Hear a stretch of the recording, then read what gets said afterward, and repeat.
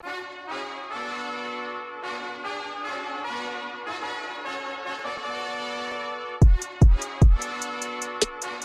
to 2Cents FC. I'm your host, Amobi Okugo, back again with my guy, El. Each week, we'll be talking with individuals from around the soccer world, learning about their stories and getting their unfiltered thoughts and opinions. This week, we're joined by someone I know, someone I admire, head coach of Stumptown AC, Coach Rod Underwood. I call him coach because, he's one of the greatest coaches that I know, someone I've had the pleasure of knowing. We'll be learning all about Rod's soccer journey, coaching internationally versus domestically, the Stumptown AC project, and also saluting Viv Anderson for Black soccer history. We're changing the format a little bit. We do 2 truths and a cap. We are starting right off the gates with that. So, Coach Rod, how you feeling? 2 truths and a cap. So let's see here. I'm from New York. I ran track, and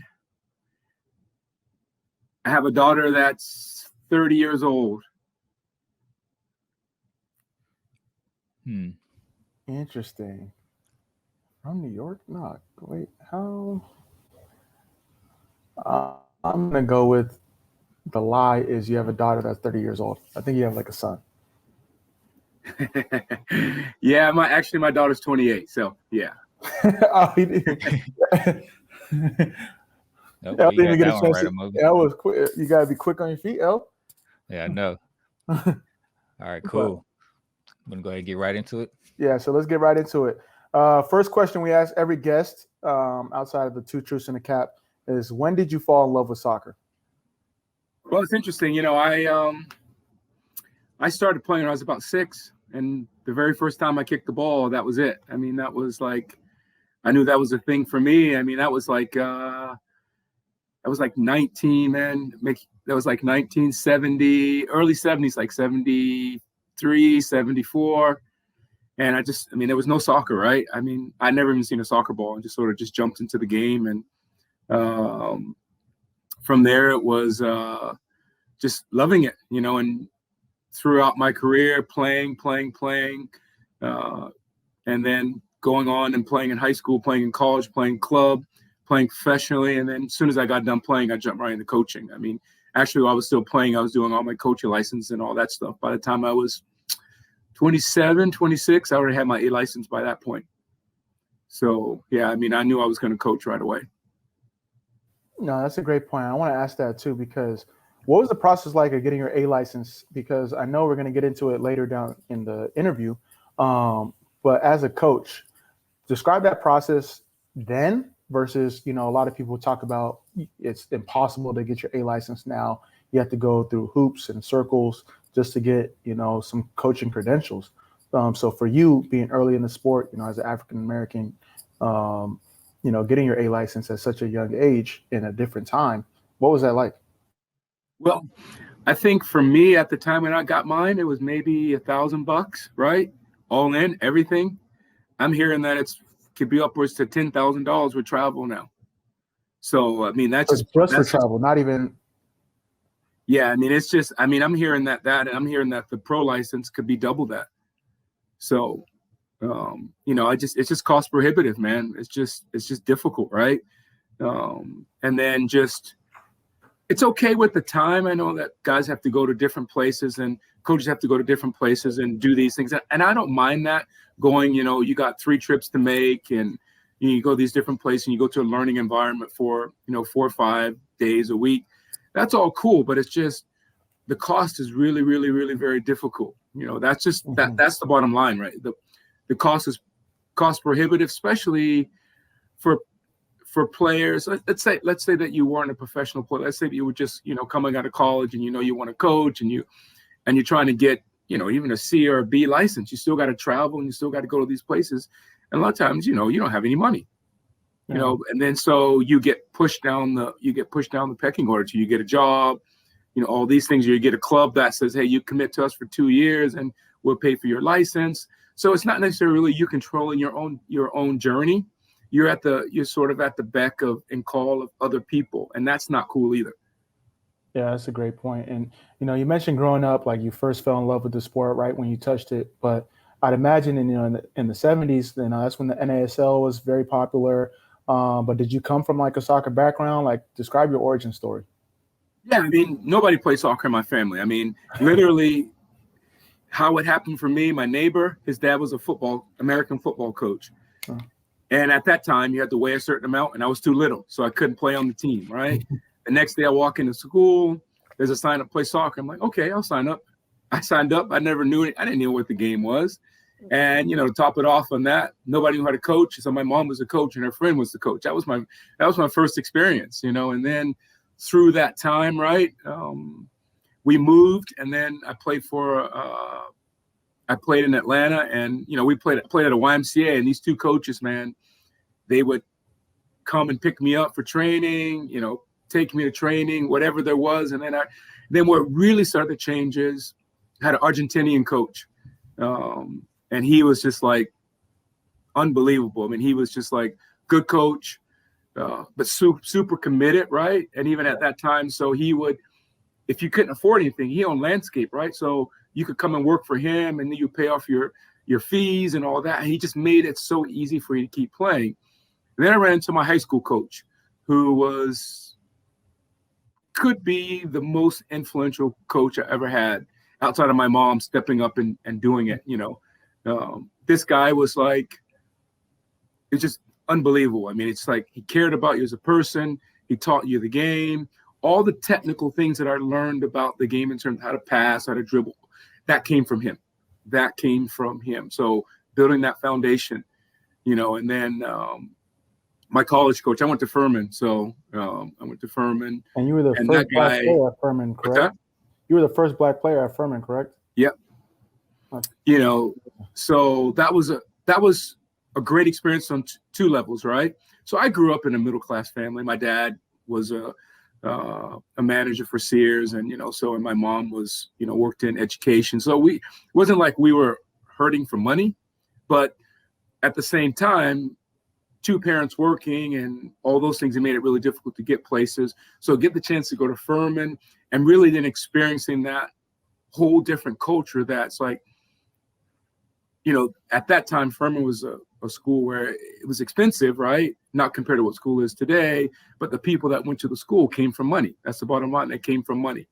So I got a chance to experience that other side of life, which really drove me to say, there's so much more to life than just what I've seen growing up. And that was really important. But the soccer side of it was really important too, because, at that time we played the Clintons of the world, we played the Dukes of the world, we played the NC States of the world, guys that names you remember, Bruce Murray, these kind of guys, played against Tab Ramos, these are the guys that were in my era, right? Mm-hmm. So have that experience, and, to play professionally there was really no opportunity. There was indoor. And I played in the very first year of the USL, which was a different name at the time, but for what we know as the USL. And how that happened was the coach was Dave Carr. He was coaching at Marshall, I think, and we were in the same conference. Hey, you want to come and play in Albuquerque? I've never been to Albuquerque. So jump on a plane, go out there, like it. Offers myself another teammate a contract. We get a U-Haul and we drive out. And that's how the journey of professional soccer took off. No, it's amazing, when I sit back and hear some of the stories from the OGs, and it's like, it was not easy to make it to where you guys made it now. So obviously from a playing, career, and then obviously coaching career, can you talk about some of like the hurdles that you faced? Now you see facilities like Copa or IMG, and you see every kid has like boots and stuff like that. Talk about some of the challenges that you had to face, as a professional, and then obviously as a coach growing up. Well, my first pair of shoes were a pair of, so anybody knows American football, Rydell makes a helmet, right? Yeah. So my shoes were Rydell shoes, football shoes. That was my first pair of shoes. White knee pads, white elbow pads, man. That was my experience, man. And then the goalkeeper gloves are they were like batting gloves, right? What you see in batting gloves, those are the goalkeeper gloves with some rubber on the ends of them. But there was no equipment, there was nothing, man. But again, the hurdles really there weren't any black kids playing, right? Mm-hmm. They were and even growing up in Atlanta's not the demographic of Atlanta. What you see today is not what it was when I was growing up. It was almost the exact opposite. And so there were no black kids playing, and the Latino culture, there was non-existent, right? Back when we were growing up, there was no such thing as Latino. Either you were black or you were white. That was the category. There was no in between. So there might have been Latino kids, but we didn't know they were Latino because we thought they were black. If they weren't our color, they were white. Yeah. That's what it came down to, right? So that's kind of the era that you grew up. I mean, in terms of things like going to ODP and all those things and that was like super expensive, right? That was it's nothing like it is today, where it might cost someone $10,000-$15,000 to play, but $2,000-$3,000 to go to ODP camp for a week, and it cost you $2,000 at that time, maybe $1,500. That was a lot of money. That was a lot of money. So the reality, the same hurdle that is today was then, right? So it was still for the kids that had money, right? And that's always been the issue, and there were really no minorities playing, not until probably I became a professional that I really play with minorities, right? You had a sprinkle here and there, but nothing real, not much of anything. Yeah. And, for your career, you've had a lot of breakthroughs, being one of the first black player at Furman, going pro, getting your A license at such a young age. What were some of the big moments that, throughout your career that you were like, yeah, that's part of my Hall of Fame moment. Like, I feel like that's something I always remember. I mean, it's hard to say because I'm not that kind of guy, right? I'm the kind of guy that's like, put your head down, work, do your thing. And whatever happens, the challenges come. You got a choice. You got to make a decision. You always got to make a decision. You just can't do anything. You can't do nothing. So for me, it was always, okay, yeah, that's difficult. How am I gonna get around that? But if you look on the field, right? I mean, things like becoming a professional is a big deal, right? I think in early 90s, our team, we were in the finals of the Open Cup, right? Which was like the big deal then, right? Our team from Albuquerque, we were in the semifinals. I think it was the semifinals that we lost in the semifinals. But as you can see, right, I don't really think about those things. Most people can just, that stuff is not really what drives me. What drives me is really impacting culture and changing lives and using the game to impact people. Yeah, I can sit around and talk about my accolades and all that, but that doesn't really interest me. What interests me is, how do I make it better for the people that are coming? What will my story do for the next generation? That's the important stuff for me. But, those things, a highlight coaching was probably, in 1997 in the USL, won the championship. I was the head coach of the Albuquerque Geckos. And I do believe I'm still the only American-born black coach to win a professional championship in America. There's other coaches. Lauren Donaldson won, but he was born outside the country. I think I'm the only one that was actually born in the country that actually has won a professional championship. That's what it's all about. And you talk about impact, and that's what it's all about. You mentioned your high school coach that had probably the biggest, most pivotal impact for you as a player, and you as a coach are giving back to the next generation of talent, of young men and women and individuals. What's something that you tell these young players that come to you as a coach, like that one piece of advice that they all need? Oh, we all need. I'm still a player too. Yeah, I mean, for me, it's simple, right? Like I said, it's about choices, right? I believe whatever's going to happen is going to happen in life, right? We don't know the outcome, right? We have no idea what the outcome's going to be.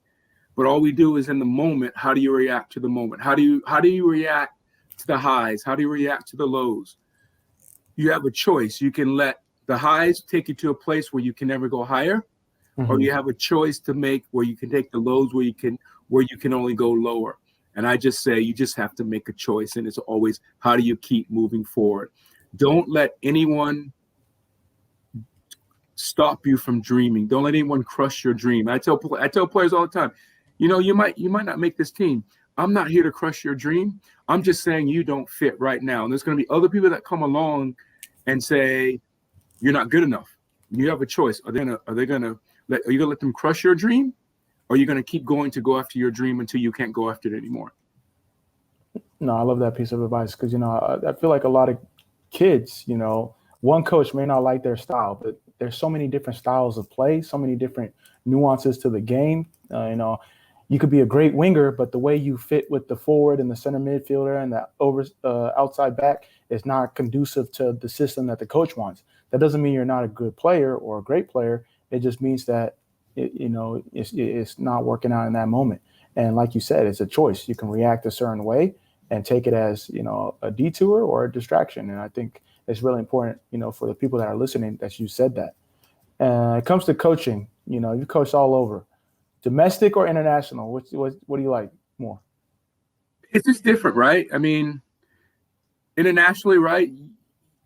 You can be in the small country in Africa where you're on a dirt field and there's no stands, right? Everyone's just standing around the field. And it's your team, right? It's your team. Give you an example. I'll take a step back. When I was in Jamaica, coaching at Montego Bay, which is a big club there. They've been in Champions League and all that. And we go over to play Harborview. You've probably heard that name before because you probably heard Jamaican guys that come from Harborview. So we're game's almost over. It's 1-1. I look up in the stand. Usain Bolt's there watching the game, right? And it's like, if you go, it's a dilapidated stadium that's falling apart. Usain Bolt is there watching his team because he's from the Harborview area, right? Comes down to the stands after the game and just wants to talk and be the normal guy, So I get a chance to meet him and talk to him, and it's just different. So you take a world star such as Usain Bolt, he's at home in a dilapidated stadium with guys he grew up with, enjoying his hometown team. It's just a different dynamic, right? Whereas here, right, be a whole walkout. Yeah, the walkout, the massive stadiums, even at the NISA level, right? You go to these stadiums that can hold 10,000 people. You go to other places around the world, they didn't even have seats. They didn't even have concessions. The concessions is the guy's coming down with his cooler with pre-made food in his kitchen at home, selling it to the people walk around the field. Yeah, it's just different, right? Yeah. So both are super enjoyable. It's just, when people talk about culture, that's what it comes down to. If you have a chance to really see it, like I said, I've been to the dirt fields in Africa. I've been to Ajax. I to the pinnacle, to the places where there is a war-torn country, right? But it's all about culture. It's and it can't be stage culture, right? Because one thing I will say about American soccer is that I feel like sometimes, right, everyone's getting supporters sections, which is great and wonderful, right?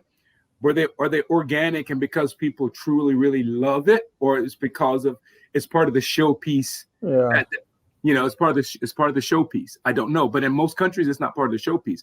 Those people will live and die for their team, right? Now you got teams like Portland. You've been there. Seattle's of the world. Those people live and die for it. Those aren't cultures that are made up because everyone else is doing. But then again, those teams have 40, 50, 60 years of history, right? That's true. So that's different. Yeah, I think you bring up a great point about that because, U.S., sports is entertainment and it's a money thing. But from a global perspective, soccer and football is ingrained in the community, ingrained in the culture. Like that's like, how they do in Texas is like, all right, high school football Friday, college football Saturday, church, Sunday football, NFL. Like that's how it is globally from the soccer perspective. So as it continues to grow, you have the cultures like Portland, Seattle's of the world, other pockets that are, starting to, develop. It's really important. You talk about culture, you talk about, the nuances between international, domestic. From a young player perspective, and I know because you work with a lot of youth, what are your views on a player going to Europe versus staying here? What's your viewpoint on that? I don't really have a viewpoint in a sense, but I do, right? Look, as long as the money is in the way in America, players will never develop to the place where they need to develop. Oh, that's a bar. Whew. That is, we might have to grab that soundbite right there. It just can't happen, right? Because you have coaches, right? That you have foreign coaches, and I'm not knocking anybody, but you have foreign coaches that come here because they know they can make a living coaching 3 teams and being a director of a club and make $100,000.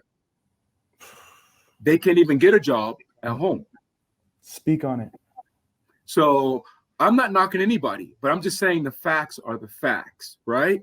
Yeah. Whereas we all know we're all on Twitter, we're all on Facebook.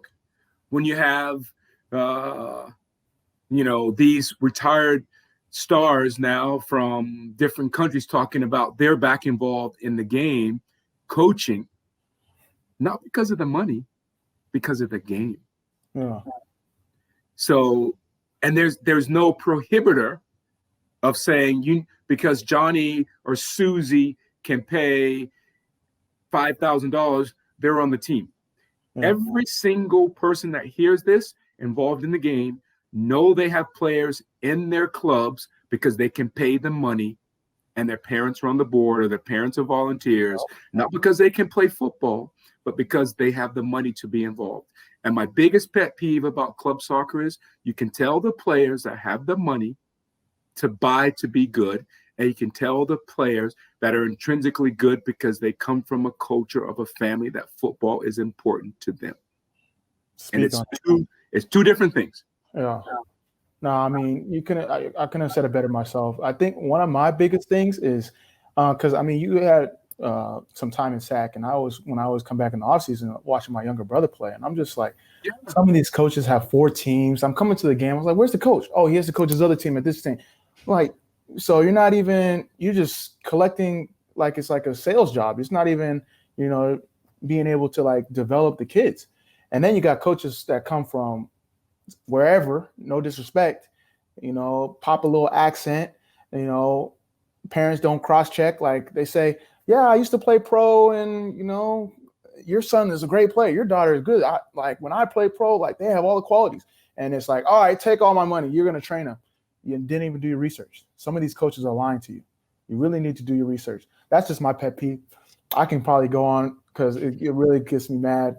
You see people training kids and they're just doing like side to side things that a kid can do on their own if they're really motivated.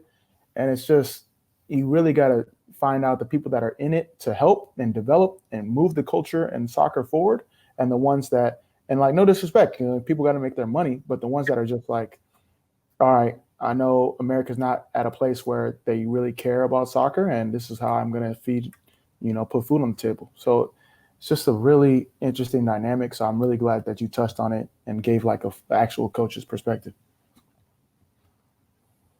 Yeah. So with that being said, when it comes to coaching, what do you think makes a good coach, and who do you like take inspiration from in terms of like, all right, this is my 5-a-side when it comes to coaches? Like, yeah, I mean, that's an interesting, right? For me personally, look, because if I go back to when I coached my first professional team, I would, when I say this statement, just like, and you, as a current player, you'll understand what I'm saying, right?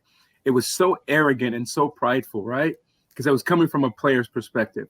I remember the first time I talked to the team for the first time, and I said, if you want to win, just jump on my back and I will take you. And it's like, when I say that now, it's like I'm saying to myself, I'm the man, I'm the show, I'm everybody. Come on, just follow me, and just like they say, all these politicians, shut up and dribble. That's what I was basically telling the players, shut up and just follow, right? Uh-huh. And that was so wrong, right? That was so wrong.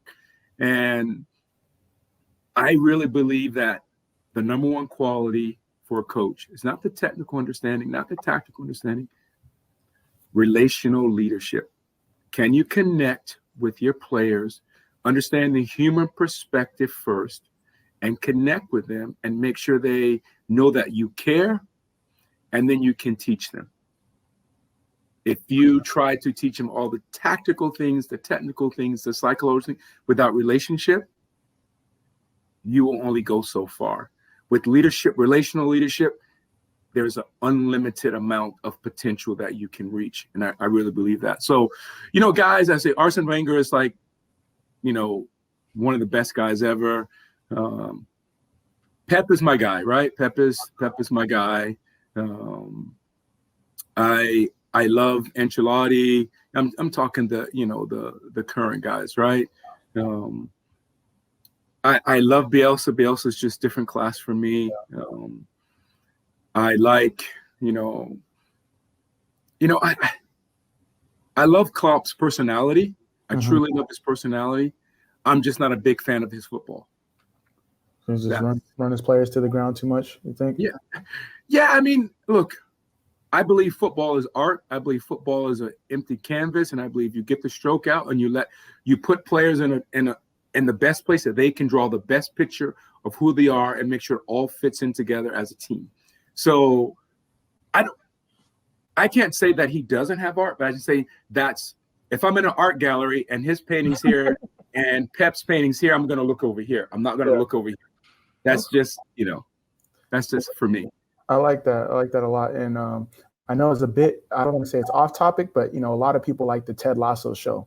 And it talked about, if you talk about a coach, one of his biggest things was like relationships, being a relationship leader, understanding your players and how to maximize their talent, what they care about off the field and how it affects their performance on the field. It all makes a difference. And, I really like how you brought that up, because some of the best coaches are the ones that can get the most out of their players, whether it's tactics, whether it's technique. If you can get the most out of your players and the players want to rock with you, the players want to work for you, it doesn't matter how much talent the team has. You can go really far. Well, as a player, right? Right? As a player, you probably had coaches that were super, super, super intelligent about the game. But then you've had other coaches that were just okay, but you knew that they were always going to find you doing something good, more than they're going to find you doing something poorly.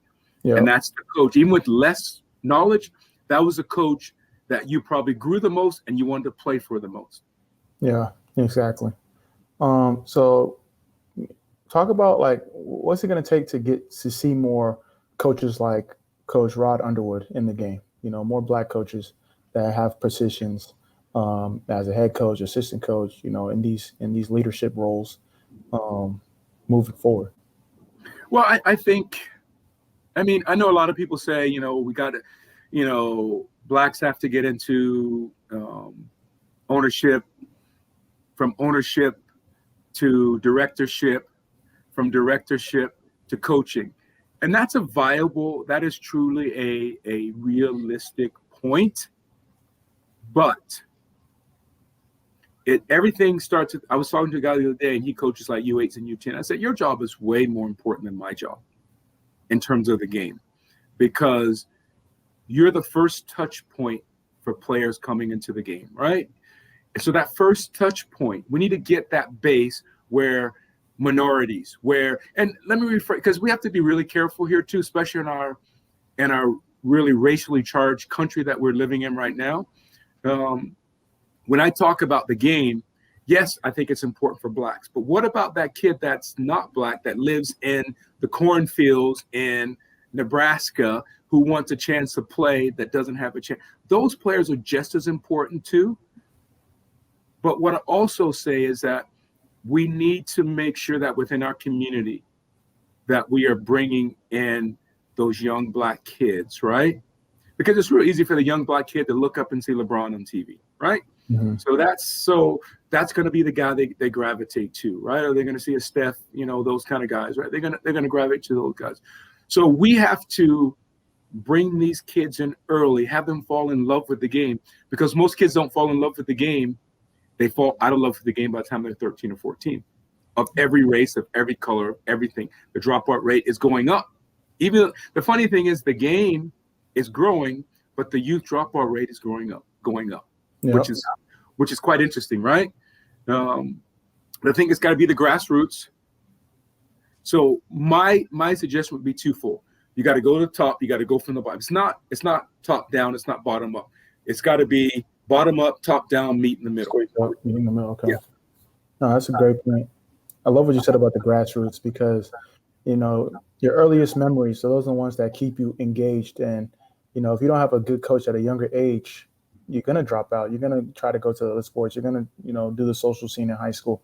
And if you can get to that where they already are, that can make the world a difference. And that's really humble of you to say to that coach you were talking to. It's like, you know, your job is more important. You know, you just recently signed as the new head coach of Stumptown AC. So, you know, can you share a little bit more about, you know, this, how it came about, and what attracted you to the project? You know, what's going on? Well, yeah, I mean, you know, again, it's the professional sports world, as you know, and especially in the coaching. It's cutthroat, it's difficult, it's competitive, and I'm fine with all that. I have no issue with all that. I mean, that's what I signed up for, right? Mm-hmm. So 2014, I was the assistant head coach with Preki in Sacramento. We won the championship. And then I stayed there from 14 to 16. You know, as the game goes, things turned over, new staff. So I'm out. I go to Jamaica, coach in Jamaica in the pro league, down in the pro league. Come back. And then my wife's from Tacoma, Seattle area where I was living before I came here, and was doing youth stuff. But I always knew I was going to get back in the coaching game, back in the professional game. You know, had close opportunities with multiple clubs, right, over the last 3 years. And then someone who helped me come in here, I worked with in Sacramento, and he says, "Hey, I might have something for you." And I'm like, okay, well, let's chat. You know how it is. You hear it all the time, right? I got something for you. You never get a phone call back, right? So I said, okay, you know, and then he says, okay, let's talk. I said, let's talk. Put the stuff down on paper. He did. And I was like, oh, I'm not sure. You know, this NISA thing is it's a 4 or 5 year old league. You know, I've been down that road before, and you know, and he's like, okay. So then the commissioner of the league calls me and says, hey, we really want you in the league. And I'm like, okay, that's the real deal. I said, well, look, you don't have to convince me. You got to convince my wife. Yeah. So he literally called my wife. You know, that doesn't happen, right? Yeah. They called my wife and talked to my wife, man, because they wanted me in the league. So I'm like, okay, all right, okay, then I'm going to give it a go. And I believe, again, right, this project, multiple reasons, right? I believe this level of soccer is important because there's so many players out there, right? Facts. That if we don't have this level of soccer, that MLS level and that USO championship level has a more difficult time of growing, because that sort of 18 to 22, 23 range of players that are immigrants, or players that decide not to go to college, or players that just finished going to college and not on the radar of MLS or USO championship teams, they're late developers, all these things, they need an opportunity to grow their craft, right? If they can grow their craft, they all want to move on to the next level and to the next level. So I believe this is important. And I like what NISA's doing too, as well as they're connected with amateur clubs around the country, where they're saying, okay, they're trying to create this middle ground where you have the amateur clubs, NISA Pro, which is Stumptown's in, and they have this thing called NISA Nation. What they're working on is that they're creating regional, even sub-regional leagues around the country, that it's a pro-am league in between NISA Pro and so that teams that want the chance to go, now we're gonna cultivate, we're gonna work on the bright professional things, we're gonna teach you all the things you need to be a professional, and then over time you can maybe make that jump into. So that's really important. So not just touching the pro, they're touching that middle ground of amateur pro, where there are groups that want to be professional, but they don't have the money to pay to be in USL. They're not quite ready for NISA Nation, so they can do a mix, and they can do that. And then they have the amateur club. So they really are touching a lot of people, which is important again. No, that's what it's all about. That 18 to 22 range is so pivotal. You know, not everyone's developed at 17, can be a pro at 17. So to give these young players a chance to showcase themselves and grow, that's what it's all about. And you have some amazing clubs already in NISA that are doing amazing things, and I'm sure Stumptown AC is just gonna continue that tradition. What formation are you going Man, I'm a formation guy, but I'm not, right? with? So, so let me put it this way.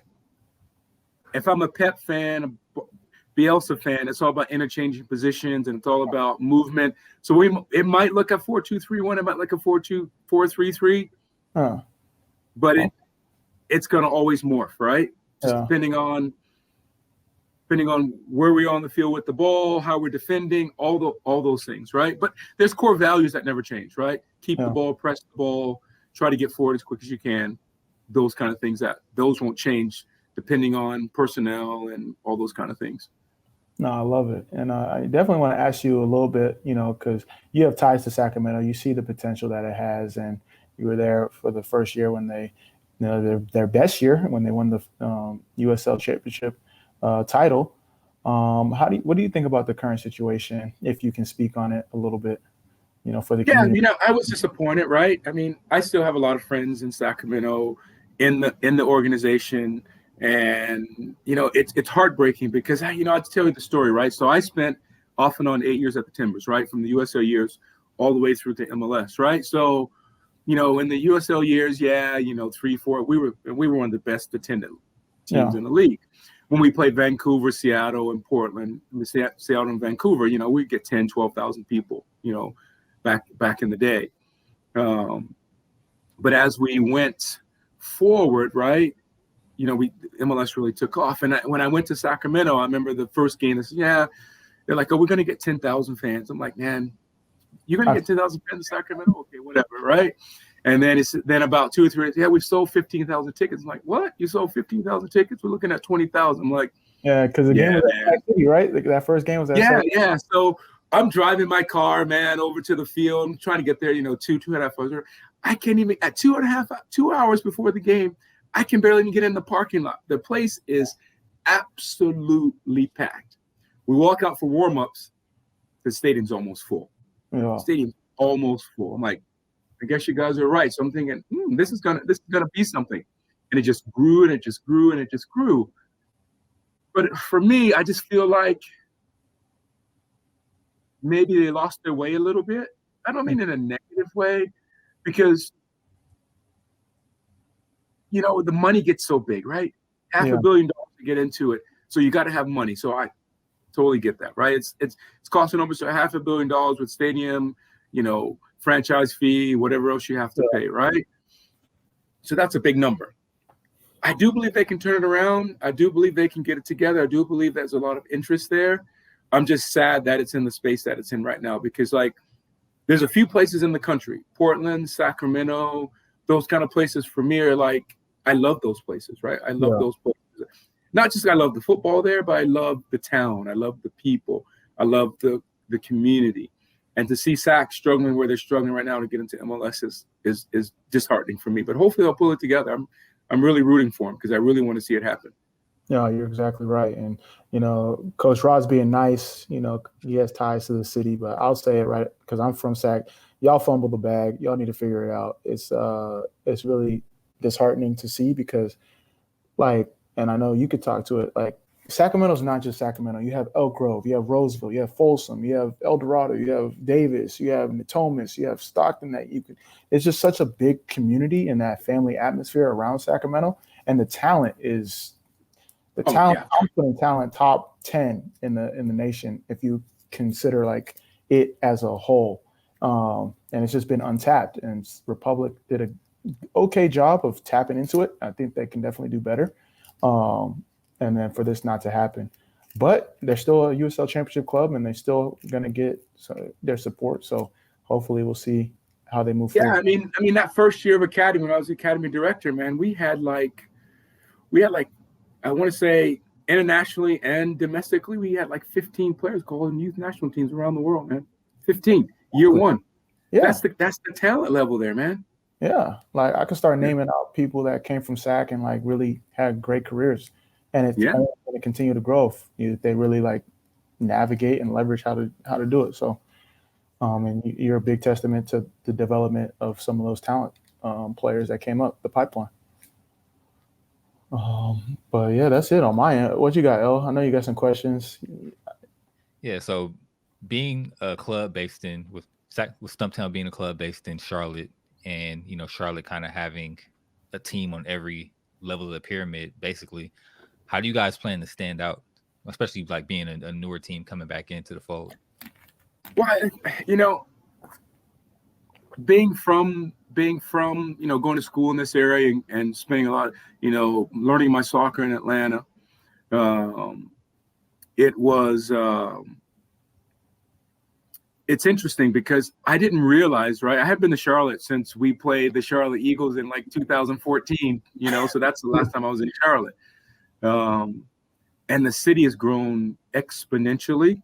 And what's unique, right, about this part of the country is that, you got South Carolina. You only, cross the border, you're not too far, so there's a lot of opportunity to draw from a bunch of different places. You can find your right niche, like where we're located. We are 45 minutes to an hour from where Charlotte Independence trains, right? So it's just that hour makes a big difference because there's a whole different subgroup of people that are here, right? And we all know, right? MLS Charlotte, right? They're going to get their people, right? They're going to get what they get, but they're not going to get. The stadium's only so big. It's not like they're in Seattle where they've got, or Atlanta where you can get 60, 70,000 people in the stands, right? I'm not sure the stadium. I don't think their stadium's going to be that big, but so that leaves all these other people, right? And we have to look at two things like what NBC Sports has done, what ESPN Plus has done. It's created so many fans, right? Because you can watch leagues from around the world. You can watch the EPL. All the Latino radio stations and Latino television stations that now carry American football, American soccer. There's so many more fans that all three of these teams, if marketed properly, will do just fine. Oh, it's amazing. Do you think there's going to be like any synergy, like clubs working together to like build the ecosystem in Charlotte, or is it going to be like, all right, we're going to do our thing, we'll do our thing? Because I know in Austin there's a little bit of friction when it comes to working together. Well, I hope not, right? Even if you started something simple on the on the player front, right? Forget about the sports marketing aspect of it. But just simply the player market, right? Let's just simply say when Charlotte MLS comes in, right? We hold a 3-team combine, right? And obviously saying, hey, we understand that MLS Charlotte, right, gets first pick, just like in college, right? The Division 2 coaches wait to see who falls out, right? Division 3 coaches wait to see, and I think if we can begin to develop that and work on that level, then I think on the business side of things, there can be some cross promotion. There can be some work, especially if you work together even though the seasons are very similar, that you can work together to make sure that you can market each other on off games and when someone's out of town and all these various things. I think that can be done. That can be done. And if you do that, right, I think you maybe create a very strong soccer market in America, right, which is important because, again, you've got you've got people that are in, because, the Georgia border might be 3 hours away, right? Yeah. And then you got the South Carolina border is like an hour away. And then you got Tennessee over, so there's this whole area, right? And then because people are saying, I have a choice, my entertainment dollar could be football, it could be basketball, it could be a movie. So if you market it right, you can begin to take those entertainment dollars from the movies, from the various things where you can use those entertainment dollars and hopefully help the three teams grow even more. No, I think that's what it's all about. I'd love to see like a Charlotte soccer festival and have all three teams be involved, like a little preseason tournament, something like that. And you talked about the synergy. I think that's amazing. You mentioned a little earlier about Charlotte Independence. So recently they announced the intent to sell off some shares, including some from the majority owner who has had some problematic statements over the past few years. What advice would you give potential new owners for that club? I know it had nothing to do with Stumptown, but What... Well, look, I have to say it from two ways, right? I have to say it from the business side and from the soccer side. I hope that whoever gets the shares have soccer coursing through their veins, that soccer is really important to them. So that when the economics of developing a lower level football becomes reality, that it can be expensive with not a lot of return, that you're willing to stick it out over the long term, that you create other revenue streams, if it be through maybe building a stadium, that you have auxiliary buildings around, that you create money that way. So I really think it's someone that understands the economics, but understands that has an unbelievable passion and heart for soccer, that the economics, as hard as it may get, they won't want to just leave.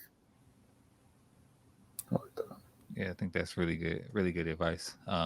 So let's switch it up a little bit. So walk us through a match day for you. Like, do you have any specific rituals that you do, like any traditions? Well, as a player, right, I wore the same socks forever, right? You know, as a player, I wore the same socks, right? Even they had holes in them, and I was still wearing those socks. It was, some guys eat a couple hours before the game. I was like a 4-hour time before the game. Everything from, not much communication with anybody on game day, just trying to focus on the game. As a coach, right? It's just different. As a coach, I'm always ready because I'm not playing, right? Yeah. So I do all of my preparation leading up to it, right?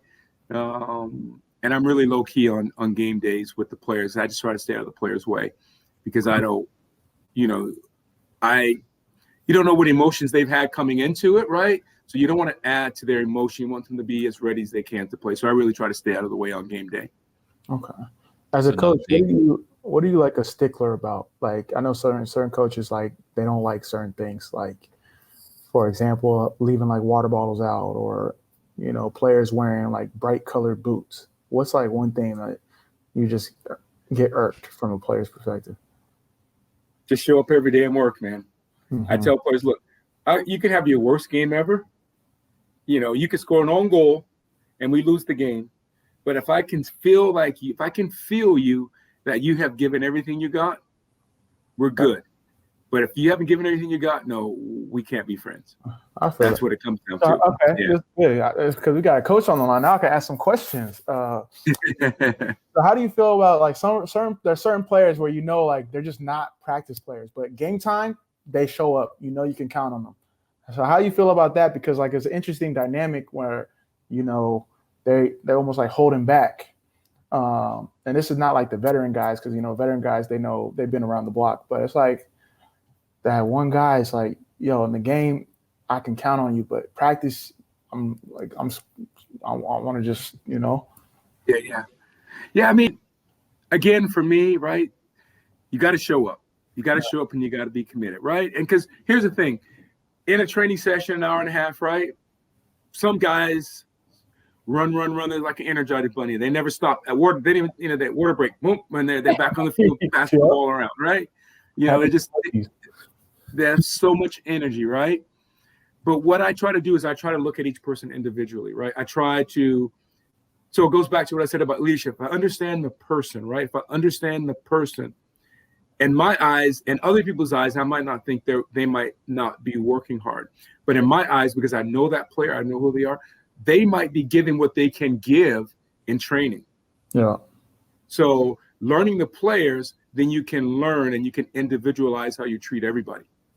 I love that answer. And the reason why I love it is because a lot of African players get a stigma of being kind of like nonchalant and almost lazy, but sometimes that's not the case. It's just the way they're just calm in a different way, if that makes sense. Like, just like it looks like they don't care, but they really care. So I appreciate you saying that, and I think it's really important. You think about it. If you've ever been to Africa, man, right?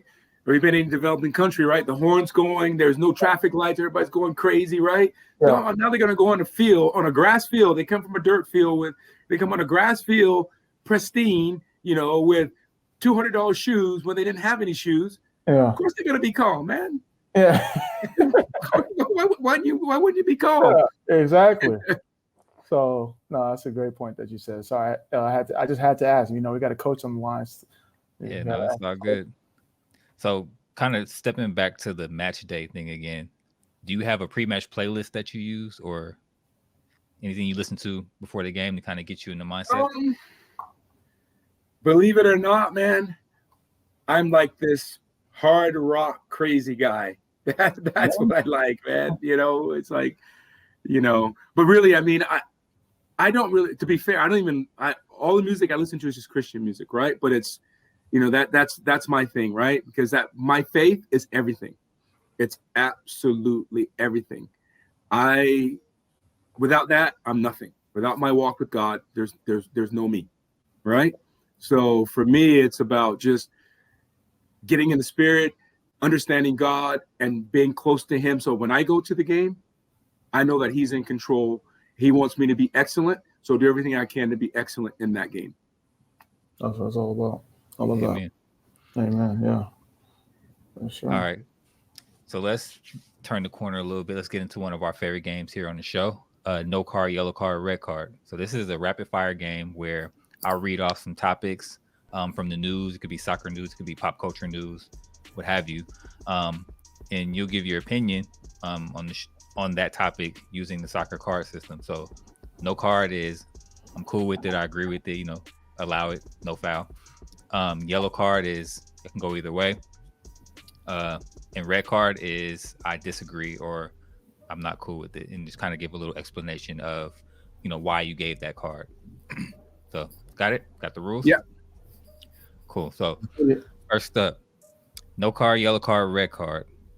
U.S. men's national team U23s failed to qualify for the Olympics again, despite having a talented enough roster to get it done. So what card are you giving this situation? Because you can blame a multitude of people. So the overall situation, what card would you give it? It's a red card, man. It's a red card. Yeah, there's no way around it. It's a red card. Yeah, it's a red card. Red card. You said, Moby, I know you got some stuff you've been holding back. Yeah, no, I said it's a red card, and I was part of one of the groups that didn't qualify, and it was a red card then. It's a red card now. Everyone has, why, why it didn't happen, why, it doesn't, any question, any solution, it doesn't matter. You didn't qualify. Figure it out. So, it's a red card. Look, people think I'm crazy because when the U.S. didn't qualify for the World Cup, we lost to Trinidad and Tobago. I know those players. I coach in Trinidad and Tobago. I know those players. I know those players on the field. And our guys on the field didn't win, right? But I also blame the fact of what's happening in our youth system. There's these guys, outside of the Clint Dempsey, those guys that have left, right? And experienced a different. But the American guys that have come through the system, they're not ready for that. They're not ready for that. Those guys in Trinidad and Tobago, they play on that field every week. In the rainy season, they train on that field, they play on that field, all right, every single week. That's the reality behind it. No, you bring up a great point. And I think if you relate it to like basketball or football, people say oh, he's not built like that. He's not like that. And that's like a term that's like when it gets to those tough moments or those moments where you kind of have to grind.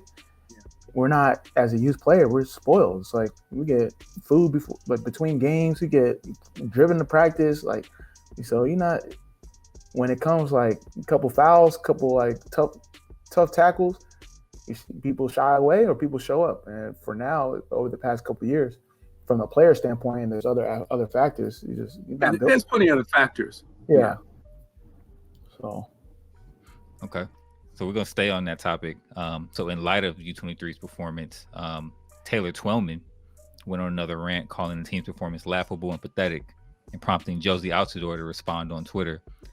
So to quote Josie, says, Taylor Twellman's national team career was laughable. Beasley should be the analyst or Mia Hamm. Twellman needs to be on Extra Time Radio with Bobby Warshaw. He's a white boy with connect. Stop giving him a platform. So what card are we giving Josie for the way he responded to, Twellman's comments? Well, look, I don't judge anybody. So for me, it's hard to say, right? Because my first inclination is red card because there was judgment there, right? That's my first comment. Is because it was judgment and the race card was played, which I don't like to do, period, the end, right? But there's also truth in his statement. So maybe a yellow card. Yeah. So I woke up and a couple of group chats. So we was obviously talking about it. I got to give it a yellow card. And just from the standpoint of, from a PR perspective and athletes, you do have a platform. The delivery is everything. And Josie's, a role model for so many, soccer players and athletes and individuals around the world. So his delivery could have been a lot different. There's ways to like get your point off, get your rocks off without being so aggressive. But obviously there's some animosity with the statements he made, probably some context to why he said what he said in the past. From the standpoint of Taylor Twellman, he's an analyst. People are going to like him, people are not going to like him. It's tough, when you're a former player, because you're supposed to like make points, but obviously you're supposed to understand like you was in that position. So watch how you speak, per se. Yeah, exactly. But like you have a job too. It's like I gotta perform, or else they're gonna bring someone else in. So that dynamic is weird. And then like from the standpoint of athletes and commentators and stuff like that, how can I say it? If only professional athletes were allowed to be commentators, that it wouldn't make it entertaining. That's like me saying professional athletes aren't allowed to transition into other things because y'all didn't, So that standpoint's different. And then Taylor's career, yeah, it is. I don't want to say it's laughable because anyone that gets a national team cap is, pretty successful. And I know he had some injuries, but I mean, if you're talking spade for spade versus Josie, I mean, Josie does have leverage to say like, yo, stop talking mess about me. Like you ain't do nothing. Like check my stats. Oh yeah, I mean, I mean, I'm out here playing Switzerland, trying to play both sides, but yeah, for me, it's the the thing is, right? Josie's record on the field speaks for itself. Exactly. I mean, he's one of the best players we've ever had in the national team. Yeah. I mean, and people might say, well, no, he's not. Well, maybe if we didn't, he went on that one run where he scored so many goals in consecutive games, people think, oh, this guy is going to be unbelievable. The reality is that was just a run and he was in a good spot. Yep. And now his career has gone more to what it probably was going to be if you really were objective and looking at the big picture. Yeah, that's true. So, yeah, he's like, Josie's stats speak for itself. Like, I don't know if he scored in the World Cup, so I know people are like, well, you had never scored in a World Cup or you're getting injured. It's like, yeah, man's been playing since man. Been playing professional since he's 15. Like, put some respect on his name. Yeah, exactly. For sure. All right, so the last one we have, we're going to switch over to the tech world a little bit. So Spotify acquires Betty Labs, the company behind the live sports audio app Locker Room, with plans to eventually rebrand it into a broader focus on music, culture, and sports. So what card are we giving Spotify this move? In lieu of, I'm not sure if you're familiar with like Clubhouse and Twitter Spaces, but there's been a big boom in kind of like the live audio chat type of dynamic when it comes to technology. So in light of that, what card are we giving Spotify for this move? No, if it's going to help the game, what's that? Granted, Locker Room has been around like maybe a year, not even 2 years. So they're new to the game as well. Since I don't know that much, I'm going to say no card. But what I will clarify is that if it's going to help the game, I'm all for it. I love it. Yeah. I'm not sure if it's because I heard Locker Room is a black founder. So if that's the case, they have black investors. They have like KD, Iguodala. Okay. Yeah. So no card. I think audio only platforms are the future. It allows people to really connect with people that they may not have the chance to connect with, and anything talking about sports in a larger capacity. Spotify's coming for everybody. You know, Apple, Amazon. You know, they need to watch out because Spotify, they've been making audio their baby. So it really is interesting to see like if Locker Room could have like, you know, try to build it out a little bit more and see what is possible. But yeah, no car. They got to do. I mean, I think you got to look at the back end, like you said. If KD and those guys are going to still have a voice, that's even bigger, right? Yeah. Yep. We'll see what happens with Clubhouse. Clubhouse started going up. All the competitors like took the model and ran with it, so it could be an Instagram spot. What's the Snapchat thing? Yeah, that's true. Well, yeah. We'll see. All right, so this is something we don't normally have every day, but we have a couple of Twitter questions. So Moby put a tweet out earlier today, asking people to send in their questions. So first up, we have Jay Mack. He asks, "What you guys U.S. men's national team starting 11 right now? The senior team." Damn, that's a good question. That's a tough one, yeah, because there's a lot. I mean, the reality is a lot of good players out there, right? And I couldn't say. I really couldn't say a starting 11 right now, because to be fair, outside of a few guys like Brooks, no one's really cemented themselves, right?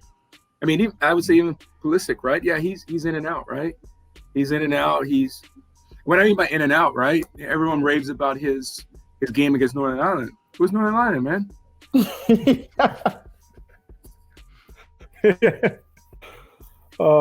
I know one of our friends of the show is going to be really happy you said that, because he's like Pulisic hasn't done it for me, like advocate. So I know he's going to be laughing that you said that. For me, because look, I mean, I've watched Pulisic since he was in the national team at 14. This little short kid, right? Yeah. And what he's done is absolutely wonderful. But for me, right, I no longer evaluate those guys on how they do in CONCACAF. Because we're going to typically make it to the World Cup, and especially with the expanded World Cup, we're going to make it to the World Cup. I'm talking about how do these guys not just be on a roster in Europe, if they're in Europe, but are they contributors? Are they legitimate contributors? And then when we play the big boys, are they difference makers? It's just like I take it to MLS, right? We keep saying, you know, there's no Americans in MLS. The number keeps going down. There's a reason for that. So my thing is, when I evaluate these American players going to MLS, are you on the end of the bench? Are you always in the talk for the starting 11? That's what I'm looking for. Not in the bench. You're gonna be in the bench, go play USO Championship and play every minute, right? Yeah. So that's how I'm evaluating. So to say, I mean, it's too hard, because too many of these young guys, right? I'm even looking at the veteran guys, right? Because Josie, I see probably going to make the team. I probably see that. I probably see Bradley's going to be in the mix, right? Oh, you think I think they'll be in the mix. Yeah, I think they will. Because like literally, they have no one on their squad that's been to a World Cup besides Brooks. So like that veteran. Yeah. I think they'll be in the mix. I mean, I think they'll be in the mix. Yeah. So my starting 11, I'm going from back to front. Stefan in goal. On the right back. Yellen don't get enough credit. Like, I mean, he has almost over 70 caps, but I know he's not really in the scene right now. So I'll probably go like Reggie Cannon. I'm going Chris Richards from Hoffenheim. Yeah. Brooks. And I'm giving him the captain's band. They need to stop throwing the captain's bands around to everybody. Give it to Brooks for now and groom somebody else. Then got to go Dest at left back. I'm going to do it differently. I know they put Adams as the holder. So I'm putting young boy from Valencia, Munsa as my holder. He might be the best player in the group. Yeah, that boy's silky. So I'm putting him as my holder, and I'm getting the dogs out, Adams and McKinney, as two eights in front of him. And then I got Pulisic on the left, and I'm gonna go for now Weah, because the young boy Reyna doesn't know how to pass, and he's still he still has some work to do. And then up top, for now, it goes Sargent. For now, but he has a lot of competition. The thing with Sargent, I mean, the catches, right? You got to balance. Sargent, he puts a lot of work in. Yeah. He creates opportunities because of his work, and people misjudge that. Yeah. And his movement off the ball is good. But when you get into the World Cup, exactly.